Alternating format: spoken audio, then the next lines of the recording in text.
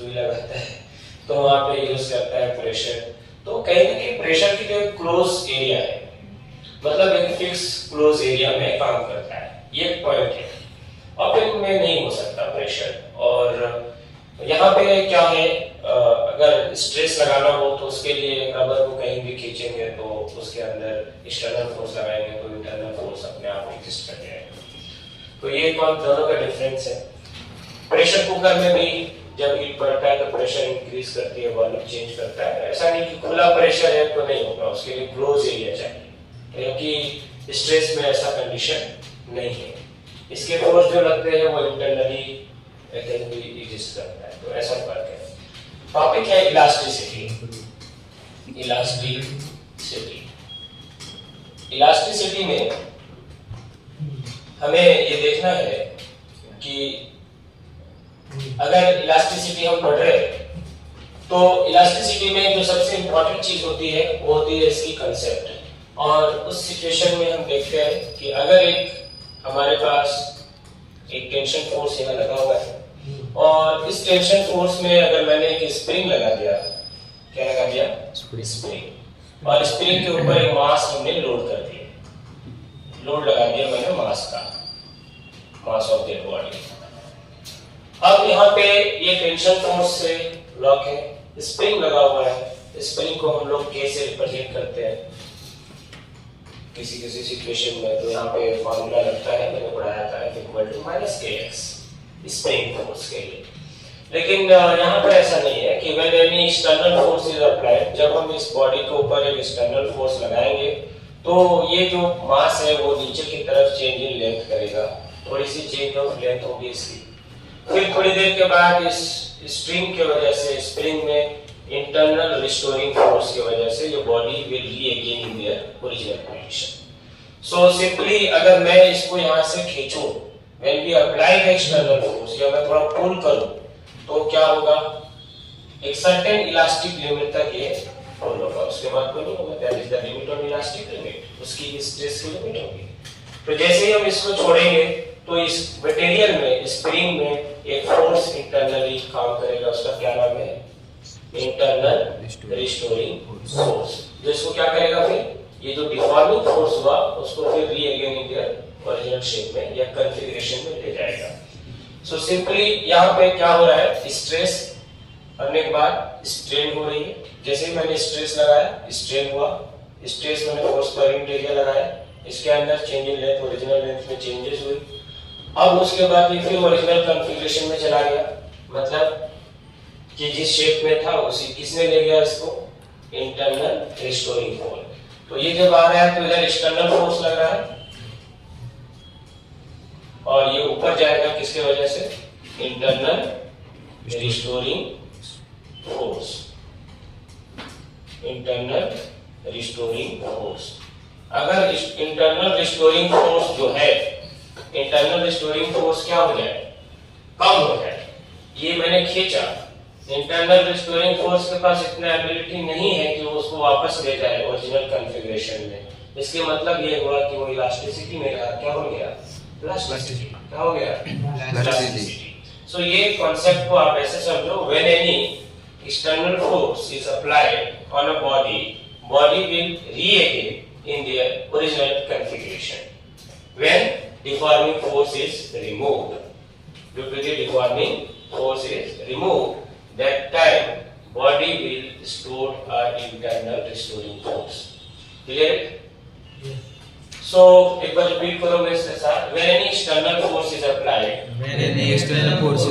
body will reagain in their original configuration due to deforming force is removed, then internal restoring force acting on that material of that body. So अगर मैं ऐसे कहूँ कि यहाँ पे अगर spring को खींचने के एक कॉन्सेप्ट हुआ, अब स्ट्रेस लगाने का मतलब हुआ स्ट्रेन की अलग अलग टाइप्स हो सकती है। अगर मैं सिंपली एक रबर को स्ट्रेच करूं, दैट इज नॉर्मल स्ट्रेस और लॉन्गिट्यूडनल स्ट्रेस। उसी तरीके से उसमें जो चेंज होगा तो normal length bye longitudinal length. Clear? अब एक बच्चा जो बॉल हम लोग खेलते हैं, या तो किसी का हाथ फ्रैक्चर कर जाता है तो उसको रबर का बॉल दिया जाता है, या फॉर एक्सरसाइज के लिए हम लोग यूज करते हैं, तो उसमें हमने चेंज इन वॉल्यूम करते हैं, उसकी वॉल्यूम कम होती है, इसे प्रेस करने के बाद स्ट्रेस करना, फिर वो छोड़ते हैं, फिर अपने शेप पे आ जाता है ओरिजिनल कॉन्फ़िगरेशन में। तो वहां पे change in volume by original volume होती है। इसके मतलब ये है कि वॉल्यूमेट्रिक स्ट्रेन ही लगता होगा, जिसको हम लोग बल्क स्ट्रेस भी बोलते हैं। उसके अलावा फिर एक और हो सकता है कि किसी चीज को हमने एंगल के साथ चेंज किया, मे बी थोड़ा सा एंगल से चेंज हुआ, फिर जैसा था वैसे याद है। मान लो कि क्यू है रबर का, उसके कॉर्नर की तरफ से हमने प्रेस कर रहे हैं तो उसके एक एंगल के साथ चेंज होगी, दैट इज टेंजेंशियल स्ट्रेस। क्या कहलाएगा वो? Tangential stress. या तो फिर उसको कह सकते हैं लैटरल एंगल स्मॉल एंगल से चेंजिंग होगा, वैसे सिचुएशन। अब ये दोनों चीज नॉर्मल या लॉन्गिट्यूडनल दोनों बात एक ही है, या तो फिर बल्क या volume change in volume by original volume में जहां हो, या तो फिर एंगल के साथ। इन तीनों में स्ट्रेस और स्ट्रेन के तीन टाइप्स। अब यहाँ पे अगर मैं बात करूं स्ट्रेस की, तो स्ट्रेस भी कितने तरह के? तीन। पहला क्या? Normal stress. इसका दूसरा नाम लॉन्गिट्यूडनल स्ट्रेस। इसमें क्या होगा भाई? Change in length bye original length. Change in length bye original length. अगर हम क्या करेंगे? स्ट्रेस लगाएंगे, यानी फोर्स पर यूनिट एरिया लगाएंगे। Normal stress change in length bye original length. इसी में नॉर्मल स्ट्रेस हो या नॉर्मल स्ट्रेन, नॉर्मल स्ट्रेन, इस सिचुएशन में लगेगा पहला स्ट्रेस और स्ट्रेन को अगर दोनों को साथ में समझे। उसी तरह सेकेंड कंडीशन में दूसरा है, क्या लगेगा बोलो? नेक्स्ट में टेंजेंशियल स्ट्रेस, या तो फिर शेयरिंग स्ट्रेन। इस सिचुएशन में क्या होता है? कोई भी चीज एक एंगल के साथ शिफ्ट करता है with the angle, change in angle by original angle, change in shift of lateral displacement. तीसरा बल्क या वॉल्यूम। बल्क या तो फिर वॉल्यूम, स्ट्रेस और स्ट्रेन दोनों में, स्ट्रेस और स्ट्रेन, यानी चेंज इन मतलब दोनों हो सकता है, बल्क स्ट्रेस या वॉल्यूम स्ट्रेस, या तो उसी को कि बल्क स्ट्रेन या volume strain. Change in volume by original volume and change in area पर फोर्स पर यूनिट एरिया उसमें जो चेंज हो। सो ऐसे कंडीशन में हुक्स लॉ, ये जो कॉन्सेप्ट है पूरा इलास्टिसिटी का, इसके जो सबसे पहले जो कॉन्सेप्ट अगर कहा जाए वो develop the concept of elasticity in material science, उस साइंटिस्ट का नाम है हुक्स। उन्होंने एक लॉ दिया और उस लॉ का नाम क्या है? Hooke's law. क्या नाम है उसका? Hooke's law. हुक्स लॉ में हुक्स लॉ, कोई मुझे बता सकता है हुक्स लॉ क्या है? Stress directly proportional to strain. जितना ज्यादा आप स्ट्रेस लगाओगे उतना ज्यादा स्ट्रेन होगा। डायरेक्टली प्रोपोर्शनल की मतलब दोनों क्वांटिटी साथ में बढ़ते हैं या दोनों एक साथ घटते हैं। एक साथ कदम बढ़ाया जा, खुशी के गीत गाए जा। ऐसा नहीं ना, कदम कदम बढ़ाया जा, खुशी के गीत गाए जा। वो जो नेताजी सुभाष चंद्र सबको बोलते एक साथ मार्चिंग करो। डायरेक्टली प्रोपोर्शनल मतलब एक साथ सब। अगर स्ट्रेस बढ़ रहा है तो स्ट्रेन भी बढ़ेगा, स्ट्रेन बढ़ेगा तो स्ट्रेस भी बढ़ेगा। मतलब अगर फोर्स पर यूनिट एरिया बढ़ा रहे हैं तो change in length bye original length भी होगी। फोर्स पर यूनिट एरिया बढ़ा रहे हैं तो change in volume by original volume होगी। Change in force per unit area बढ़ा रहे हैं तो क्या होगा? चेंज इन लेंथ थीटा मतलब angle by original angle. So we can say कि अगर हम स्ट्रेस बढ़ाएंगे जितना ज्यादा उतना ज्यादा क्या होगा?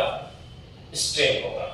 लेकिन कभी-कभी सिचुएशन ऐसा होता है कि हमने तो स्ट्रेस इतना लगा दिए कि बॉडी ओरिजिनल कॉन्फ़िगरेशन में जिस रूप में था उस रूप में गया नहीं, तो उस सिचुएशन में क्या हो जाती है? प्लास्टिसिटी हो जाती है। क्या हो जाता है?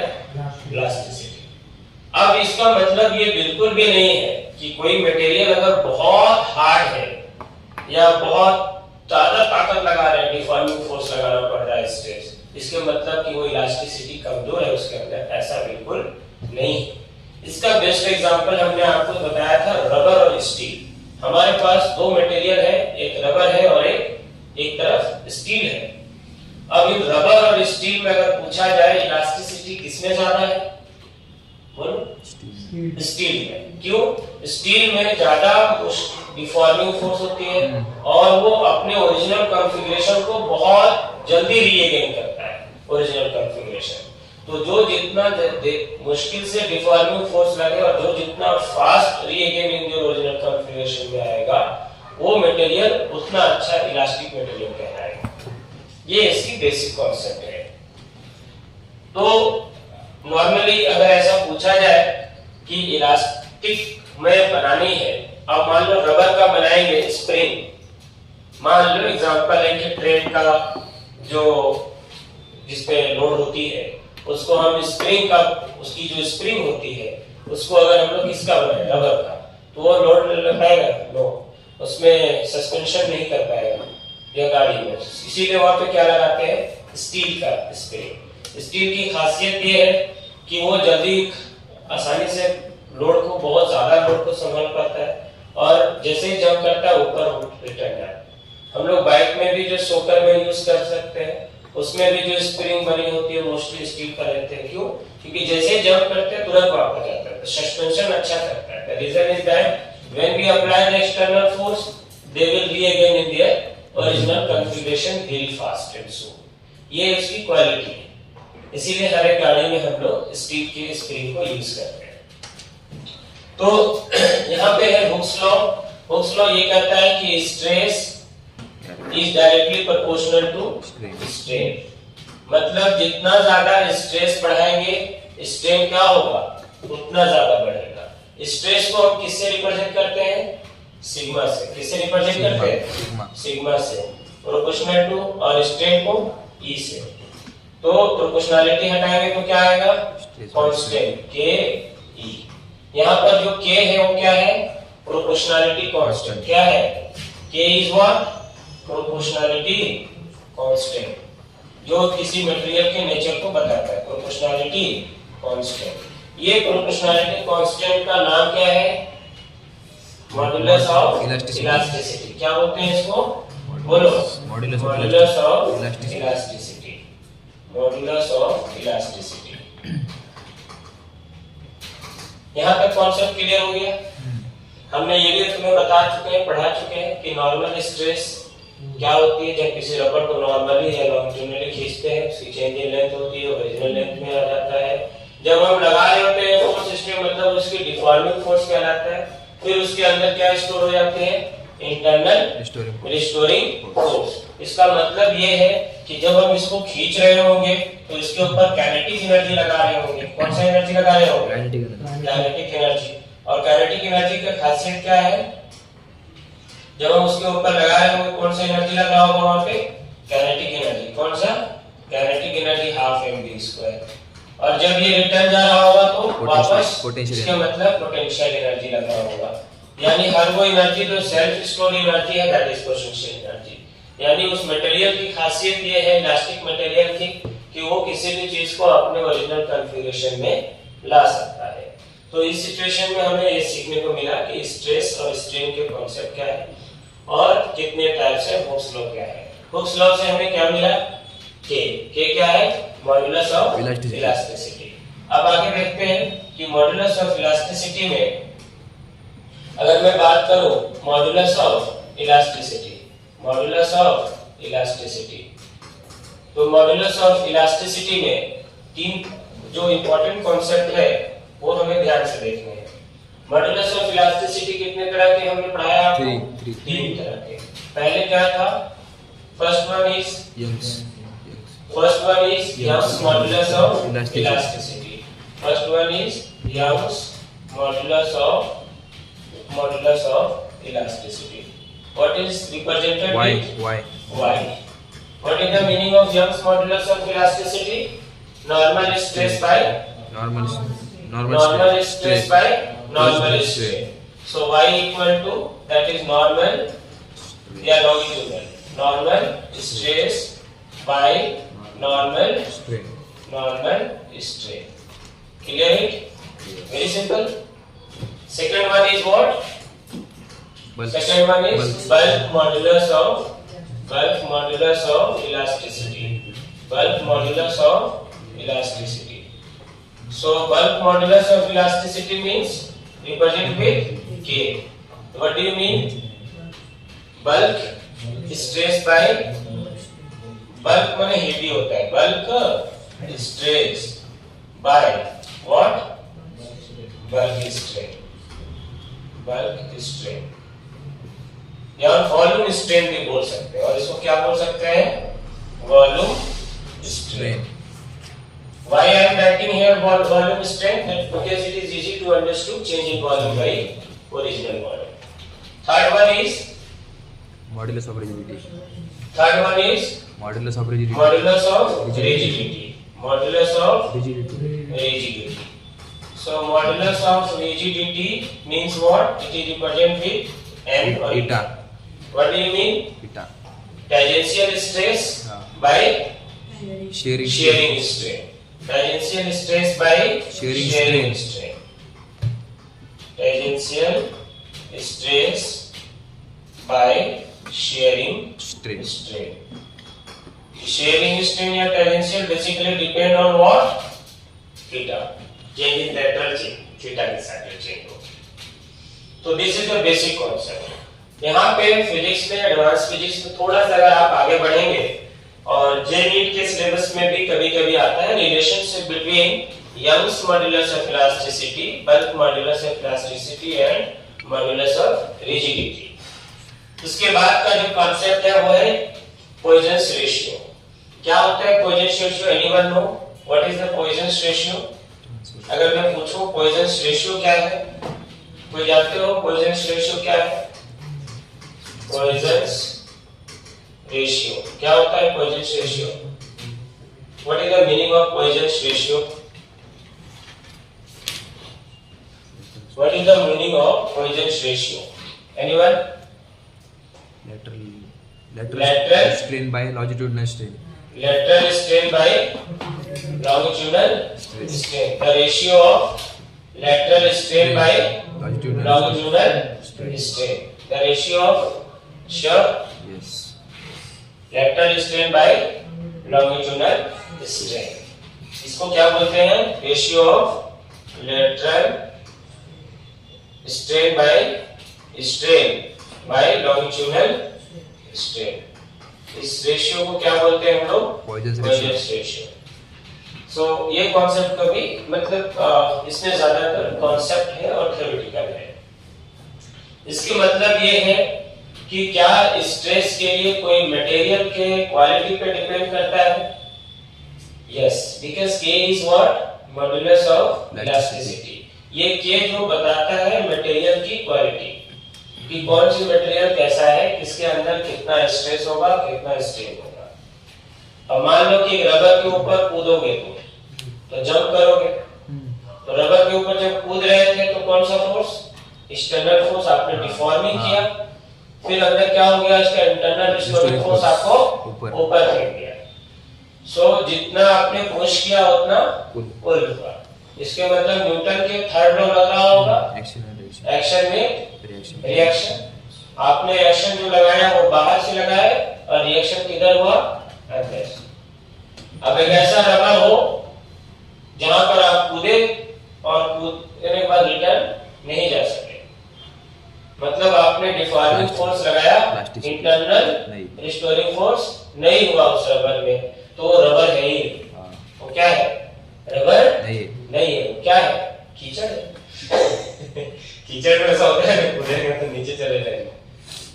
इसका मतलब क्या है? वहां पे इलास्टिसिटी नहीं शो कर रहा है. इलास्टिसिटी नहीं, क्योंकि उसके इंटरनल रिस्टोरिंग फोर्स वहां हो ही नहीं रहा है. दूसरी बात, हमने एक कॉन्सेप्ट दिया था आपको प्लास्टिसिटी का. किसका कॉन्सेप्ट दिए थे? Plasticity. What is plasticity? Plasticity क्या कॉन्सेप्ट है कि एक ऐसा मटेरियल जिसके ऊपर अगर एक्सटर्नल फोर्स लगाया जाए क्या लगाया जाए? External force. एक्सटर्नल फोर्स या डिफॉर्मिंग फोर्स लगाया जाए तो उसकी deforming force internal restoring force से ज्यादा हो जाएगा। क्या हो जाएगा? ज्यादा। सो वी कैन से कि अगर डिफॉर्मिंग फोर्स क्या हो जाए? ग्रेटर, ज्यादा हो जाए इंटरनल रिस्टोरिंग फोर्स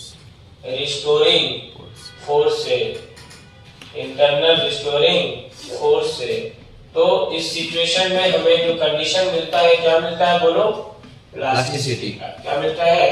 प्लास्टिसिटी का। When we are apply the stretch it and stress, then change in their length, and after length it will be not change in their original shape and size and configuration. Configuration मतलब बनावट। अगर हमने उसकी size में और उसकी length में और कॉन्फ़िगरेशन में थोड़ा भी चेंज नहीं होगा, वो जैसा खिंचाने के बाद खींचता ही रह जाएगा। That situation is called what? Deforming force is greater than internal restoring force. यानी मटेरियल के अंदर जो पोटेंशियल एनर्जी है वो क्या हो जाएगा? डिफॉर्मिंग फोर्स से ज्यादा हो जाएगा। ऐसे सिचुएशन में हमें क्या मिलती है? प्लास्टिसिटी। क्लियर हो गया प्लास्टिसिटी का कॉन्सेप्ट? हाँ। तीसरा जो वर्ड आता है और एक ये है, उसका नाम है हार्डनेस। क्या है? Hardness. How we can identify that any material become a hardness? कोई मटेरियल हार्डनेस कैसे हो सकता है? How? Anyone can define it? Suraj, what is hardness? How we can define any material hardness? से बोलो, what is hardness?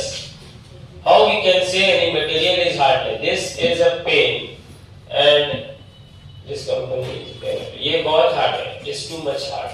How we can say this material is too much hard? कैसे ये material को कहेंगे कि hard है? Say, define the hardness. Yesterday I already discussed that. Resistance to bending and cutting. Resistance to Bending and cutting. bending and cutting. एक ऐसा material जो bend ना हो, मतलब जिसके अंदर इलास्टिक प्रॉपर्टी या इलास्टिक क्वालिटी क्या हो? कम हो। क्या हो? कम हो। वैसे मटेरियल को क्या बोलते हैं? Hardness material. Simply those material which have not a quality to deform, एक ऐसी मटेरियल जिसके ऊपर डिफॉर्मिंग फोर्स अप्लाई ना हो। अब जब डिफॉर्मिंग फोर्स होगा ही नहीं तो उसकी शेप, साइज और कॉन्फ़िगरेशन भी चेंज नहीं होगा। सो इन दैट सिचुएशन हम ऐसे मटेरियल को क्या बोलेंगे? Hardness of the material. कैसा बोलेंगे इसको? Hardness of the material. तो पहला कंडीशन ये है कि जब when you try to apply deforming force or stretch, then that time he is very resist, मतलब बहुत जिद्दी होगा कि नहीं मैं जैसा हूँ वैसा ही हो। That is hardness. नहीं बोलते you are this personality is very hard personality, soft personality। तो इस हार्डनेस का, सॉफ्टनेस का कंसेप्ट यही है कि जो मटेरियल सॉफ्टनेस होगा वो आसानी से बेंड होगा, अब आसानी से उसके अंदर डिफॉर्मिंग फोर्स होगा, मतलब इलास्टिक बिहेवियर ज्यादा होगा, और इलास्टिक बिहेवियर के जस्ट अपोजिट क्या है? Hardness of the material. When we apply the deforming force it will not deform. So hardness की एक ये है कि जब हम resist to bend, resist to change their configuration and shape and size. अब इसमें सवाल उठता है कि सबसे हार्ड सब्सटेंस का नाम बताओ। सबसे हार्ड सब्सटेंस डायमंड। डायमंड को सबसे हार्ड सब्सटेंस इसलिए कहा जाता है बिकॉज वो बोरवेल में जो जमीन खोदते समय पत्थर को भी तोड़ देता है और उसकी जो नुकीला है वो धार कम नहीं होता। अगर डायमंड जो शीशा भी काटने के लिए काम आता है कांच को, तो डायमंड इतना हार्ड है कि उसके अंदर इलास्टिक मटेरियल है ही नहीं कि वो आसानी से ब्रिटल भी नहीं होता। He was too much, उसके आइटम बहुत ज्यादा क्या है? पॉलिटिकली अरेंज्ड, ऐसा कह सकते हैं। केमिस्ट्री के लैंग्वेज में। सो हार्डनेस सब्सटेंस की दो खासियत है, वो थोड़ा क्रिस्टल नेचर का भी होता है। कैसे नेचर का होता है? क्योंकि उसके आइटम पीरियोडिकली अरेंज्ड होते हैं। दूसरा ये है कि हार्डनेस सब्सटेंस ऐसी है जो आसानी से resist to bend and change shape and size and configuration when we apply the deforming force.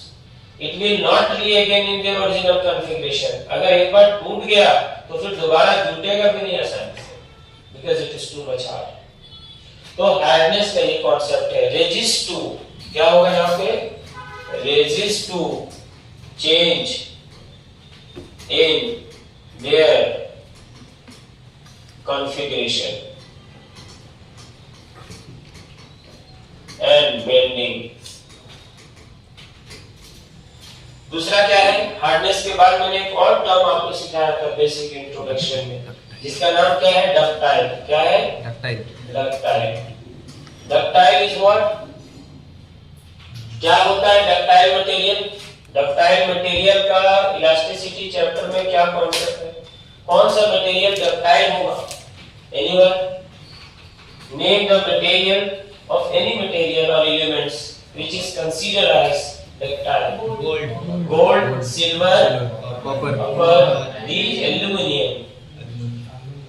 ऐसे मटेरियल जो है मोस्टली एक नंबर पे आता है गोल्ड। गोल्ड को मैं इसलिए कह रहा हूं क्योंकि गोल्ड के अंदर ये जो एयू है ऑरम, इसकी खासियत ये है, और सिल्वर का ये बहुत अच्छा डक्टाइल मटेरियल है, अर्जेंटम लैटिन है। सो या एल्युमिनियम, तीसरा मटेरियल क्या है? एल्युमिनियम। एल्युमिनियम को हम लोग बोलते हैं एयर। इसकी पास 3 बॉक्साइट से बनता है। इंडिया में सबसे ज्यादा एल्युमिनियम पाने जाने वाला जो स्टेट है वो कौन सा है? उड़ीसा। Bauxite Al2O3। तो ये बॉक्साइट वाले जो मटेरियल ओर से बनता है, या सिल्वर है, गोल्ड है। सो गोल्ड की खासियत ये है कि ये बाल के बराबर भी उसको अगर पतला किया जाए, स्ट्रेच किया जाए, स्ट्रेच करने के बाद वो भी टूटेगा नहीं। मतलब उसके अंदर डक्टाइलिटी यानी फ्लेक्सिबिलिटी है। क्या है? बहुत अच्छी फ्लेक्सिबिलिटी है। जैसे चाहो वैसा मोल्ड कर दो। इसीलिए ज्वेलर्स जो होते हैं, ज्वेलरी बनाने वाले, वो गोल्ड का कितना खूबसूरत फ्लावर बना लेते हैं। क्यों? क्योंकि वो ऐसे जब उस पे हिट करते हैं तो वो क्या होती है? मैलिएबल होती है। कैसा होता है? मटेरियल कैसा होता है? I am talking about this chapter elasticity. This chapter totally based on the material science. So aluminium के अंदर एक और क्या खासियत होता है? ऐसे मटेरियल कैसे होते हैं? मैलिएबल। कैसा होता है? Malleable nature. इसके मतलब इसके ऊपर जब सुनार इसको हिट करता है, जैसी शेप देना चाहे दे देता है। क्या पत्थर के ऊपर इतने खूबसूरत से हम बना सकते हैं? नहीं। या किसी अदर मेटल के ऊपर, उसमें थोड़ा सा इधर उधर टूट जाएगा। मैलिएबिलिटी कम होती है। डक्टाइल नेचर एल्युमिनियम का ज्यादा है, या सिल्वर या गोल्ड का। इसीलिए हम जैसे चाहे उसकी आकार, कॉन्फ़िगरेशन, शेप और साइज को चेंज करते हैं, और जैसा बेंड करना चाहते हैं, जितना मोड़ना चाहते हैं, जितना भी उसको थिन बनाना चाहते हैं, वो सब बन सकता है। इसका मतलब ये है कि इसके अंदर प्लास्टिसिटी नेचर क्या है? ज्यादा है कि नहीं? प्लास्टिसिटी नेचर, मैलिएबिलिटी और इलास्टिसिटी नेचर भी है थोड़ा। सो मोस्टली ये कॉन्सेप्ट है। Aluminium is a ductile material. Silver, gold, जिसको हम जैसा चाहे डिफॉर्मिंग फोर्स लगाने के बाद जिस तरह से चाहे वैसा शेप और कॉन्फ़िगरेशन में उसको कन्वर्ट कर सकते हैं। यानी अगर किसी मूर्ति को बनाना हो और परफेक्ट कॉन्फ़िगरेशन देना हो, तुम्हारे पास 3 मटेरियल है, तो सबसे पहले गोल्ड हो। इसीलिए बोला था सबसे महंगी मूर्ति गोल्ड का, क्योंकि एक चीज को आप क्या कर सकते हैं, उसकी डक्टाइल नेचर होने की वजह से आप शेप और साइज कॉन्फ़िगरेशन दे सकते हैं। सिल्वर, उसके बाद एल्युमिनियम। आप मिट्टी से भी बना सकते हैं, सस्ता होती है मिट्टी इसी वजह से, लेकिन एग्जैक्टली अगर इस तरीके से मटेरियल से बनाया जाए तो और परफेक्ट बनेगा। दूसरी कॉन्सेप्ट, यहाँ पर एक वर्ड और आता है मटेरियल के नेचर के अकॉर्डिंग, जिसका नाम है ब्रिटल मटेरियल। क्या है? ब्रिटल। ये ब्रिटल क्या है? ब्रिटल एक ऐसी मटेरियल को बोलते हैं जिसके ऊपर आप डिफॉर्मिंग फोर्स या हथौड़ा मारोगे तो क्या हो जाएगा, चकनाचूर। मतलब they are applied at for वो पूरा ब्रेक हो जाएगा। ब्रिटल, ब्रिटल का एक और था क्रैक, मतलब when we apply the deforming force cannot be come in their original configuration। जो मटेरियल ब्रिटल होगा उसकी ओरिजिनल कॉन्फ़िगरेशन फिर से नहीं होगा। और बेसिकली ऐसे मटेरियल में सबसे बेस्ट एग्जांपल है कांच, मतलब ग्लास। एक बार ग्लास अगर टूट जाए या क्रैक हो जाए फिर वो अपना ओरिजिनल शेप में नहीं आता।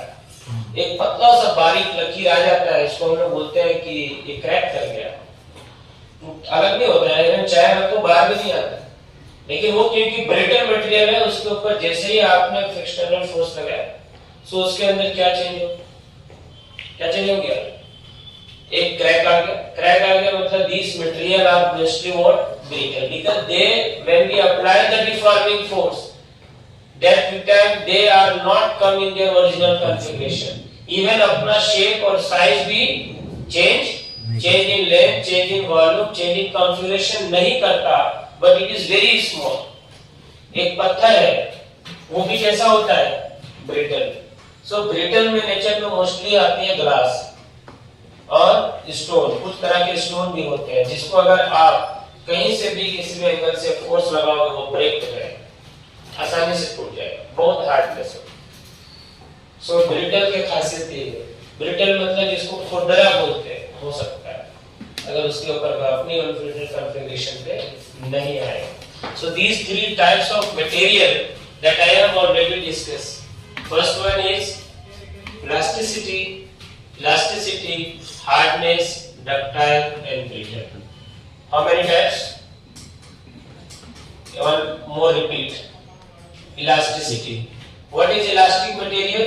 when any external force or deforming force is applied, body will reagain in their original configuration due to internal restoring force। repeat with me, when any external force is applied on a body will reagain in their original configuration due to internal restoring force। that material is called elasticity। plasticity, when deforming force is greater than internal restoring force, that material is what, plasticity। means plasticity में deforming force तो होगा but वो अपना original shape, size और configuration में नहीं आएगा, वैसे मटेरियल को क्या बोलेंगे, plasticity. Third one is hardness. Hardness means what, this type of material resist to change in their configuration and bending। when we apply the deforming force, वो deforming force apply होगा भी नहीं जल्दी, कितना भी उसके ऊपर देखो पत्थर को चूरता रहता है वो में इतना परेशान नहीं, लेकिन फिर भी वो बेंड नहीं होता, मतलब इसको डिफॉर्मिंग फोर्स का कोई इफेक्ट नहीं होता, कितना भी उसके ऊपर एक्सटर्नल फोर्स लगा। और resist to change in their configuration, और उसकी शेप और साइज बहुत आसानी से चेंज नहीं होता। उसमें डक्टाइल की क्वालिटी तो बिल्कुल नहीं होती, ब्रिटल भी नहीं होता, अगर ब्रिटल होता तो बहुत जल्दी उसके धार कम हो जाते। तीसरा क्या है, डक्टाइल मटेरियल। डक्टाइल मटेरियल की खासियत क्या होता है, वो मेलिएबल होता है। When the ductile material की बात करें तो गोल्ड, सिल्वर और एल्युमिनियम ऐसे डक्टाइल मटेरियल है, because when we apply the external force या डिफॉर्म आसानी से क्या होगा, अपनी कॉन्फ़िगरेशन को वो चेंज कर लेगा, बहुत इजीली वो बेंड हो जाएगा, बहुत आसानी से जैसा शेप देना चाहो, जैसा कॉन्फ़िगरेशन देना चाहो, उसकी बनावट बनानी चाहते हो, आकार वो कन्वर्ट हो जाएगा। ब्रिटल के साथ क्या कॉन्सेप्ट है कि अगर एक बार वो ब्रिटल मटेरियल है, ऐसे मटेरियल जैसे कि कांच, उसको एक थोड़ा सा हीट करो तो वो पूरा ब्रेक कर देगा, मतलब फिर वो ओरिजिनल कॉन्फ़िगरेशन में आएगा ही। एक बार टूट गया तो फिर नहीं, तो ऐसे मटेरियल को ब्रिटल बोलते हैं। अब आते हैं इसकी थ्योरी के ऊपर।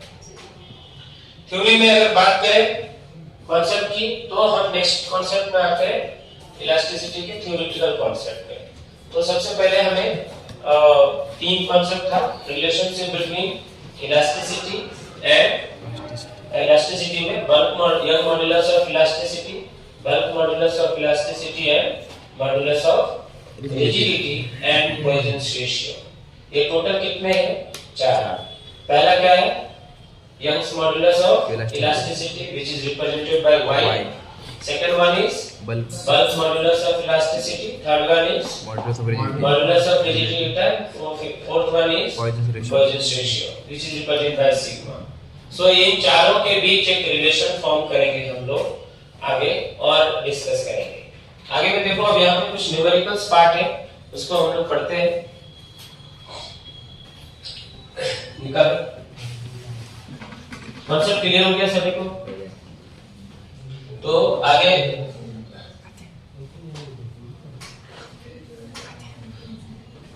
चलो नेक्स्ट लिखो एक न्यूमेरिकल से इसके ऊपर और क्वेश्चन सॉल्व करते हैं। Ready?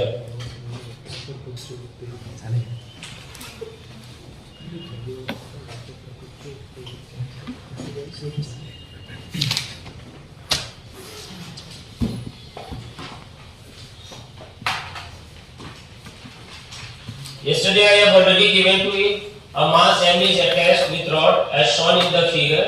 This mass is slightly stretched and released whether the motion of mass simple harmonic motion. If yes, then find out the time period. ये क्वेश्चन आपने सॉल्व किया?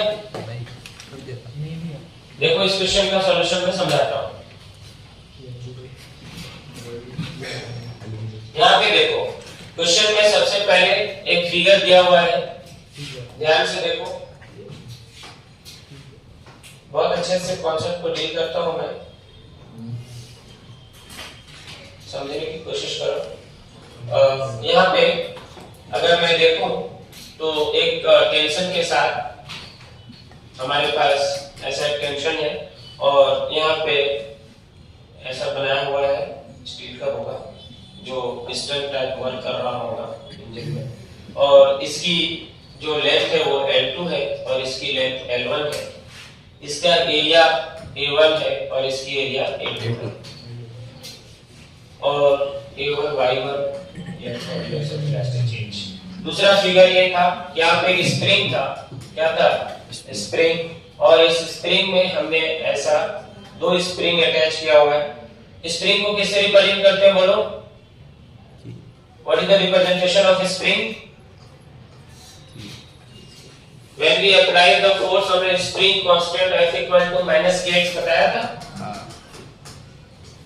Spring force. सो यहाँ पर स्प्रिंग मान लो ये क्या है? K1 और ये स्प्रिंग क्या है? K2। इन दोनों फिगर को में हमने देखना है कि इसके ऊपर मास है। सो सबसे पहले इन दोनों का स्प्रिंग सीरीज में है, सो हमें क्या निकालना होगा? इसकी K इक्विवेलेंट। क्या निकालना होगा? K equivalent. क्वेश्चन के अकॉर्डिंग सबसे पहले K equivalent K1 K2 upon K1 plus K2। कोई भी रॉड ये स्प्रिंग किस कंडीशन में है? यहाँ पे सीरीज ऐसे दिख रहा है, सेम सीरीज में, तो हमें इसका पहले K इक्विवेलेंट निकाल लेते हैं। उसके बाद इसकी टाइम पीरियड निकाल लेंगे। टाइम पीरियड इक्वल टू क्या होता है? 2 pi root under m by k। किसी भी स्प्रिंग के ऊपर लगने वाला टाइम पीरियड क्या होता है? 2 pi root under m by k। और अगर किसी लेंथ रहेगा, नॉर्मली अगर मैंने जो पेंडुलम वाला पढ़ाया था ऐसा, इसमें क्या आता है? t equal to 2 pi root under लोटा बाय ग्लास n by g, length that g स्टेशन बिंदु। ये पढ़ाया था time period of the periodic motion.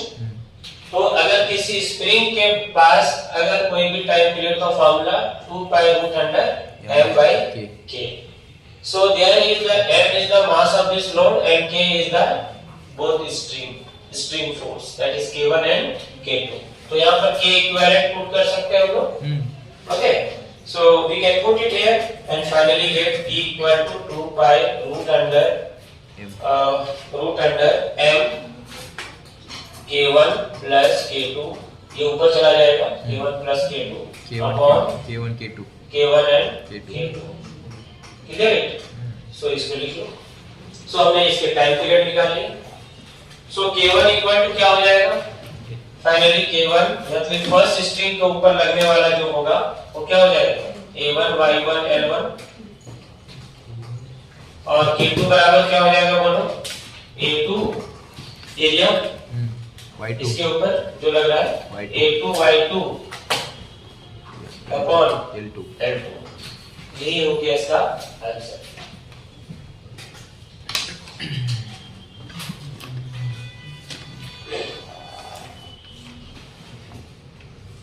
Write down. आपको मालूम है कोई भी पेंडुलम पीरियोडिक मोशन में टू एंड फ्रो मोशन होती है। Three types of motion, linear motion, circular motion and periodic motion. जब कोई चीज पीरियोडिक मोशन होती है तो टाइम क्या होती है, ऑसिलेट करता है वन टाइम, तो 2 पाई 360 डिग्री के बराबर। सो वही हो गया 2 pi root under L by G pendulum के लिए। अगर कोई स्प्रिंग अगर उसके साथ लोड लगा हुआ है स्प्रिंग मास कांस्टेंट में, तो टाइम पीरियड का फार्मूला क्या हो जाता है, T equal to 2 pi root under M by K। अब यहाँ पर क्योंकि सीरीज में दो स्प्रिंग लगा हुआ है, दोनों स्प्रिंग K1 और K2 इक्विवेलेंट निकालिए सीरीज कॉम्बिनेशन से, सो हम उसको क्या कर दिए, वहां पे पुट कर दिए, ये रिजल्ट हमें मिल गया। दूसरा आया था stress and strain curve. Stress and strain curve